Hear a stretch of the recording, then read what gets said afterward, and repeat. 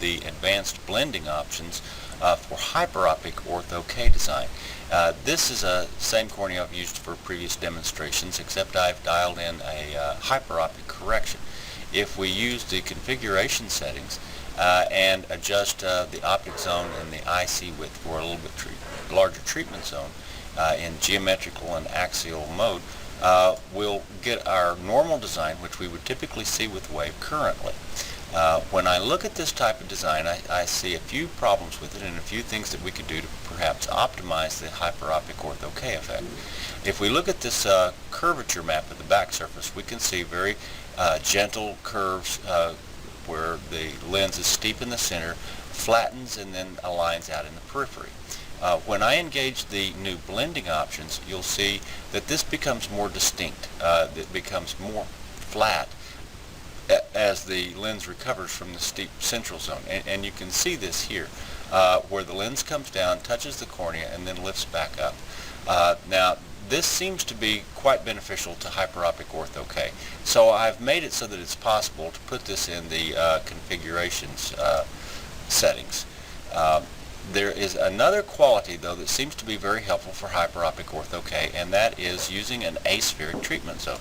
If we use a treatment zone of +2 asphericity and then engage the configuration settings using the same settings as previously, you'll see that our design is aspheric in the treatment zone with the steepest portion at the very apex.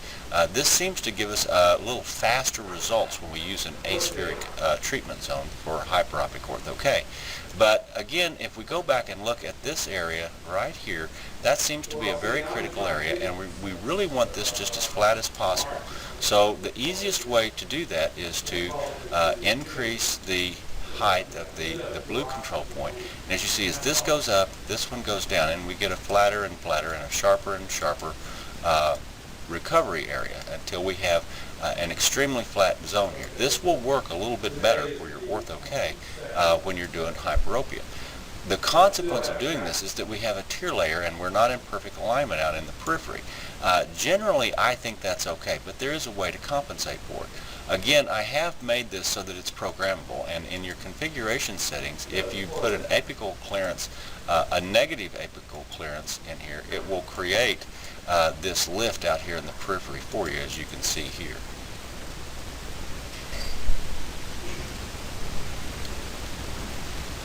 I generally, for hyperopic ortho K, I generally use my criteria as this point right here. I want that to be, want it to say 1,000 right in here. It's not quite flat enough. I still may want to increase it just a little bit more. There. Now I have an area flat enough to give me a good push in the periphery to steepen that central part of the cornea. And I have some lift out here. Now, this lens will center and behave pretty nicely on the eye and be easy to remove. If you're worried about alignment in the periphery, you can always use this control point and bring it in and bring it down so that you can bring your periphery down to alignment if that's what you desire. But I really haven't seen the necessity of that. I think you can leave this up. This kind of lets the lens settle in and you get your hyperopic ortho K shift a little bit more dependably.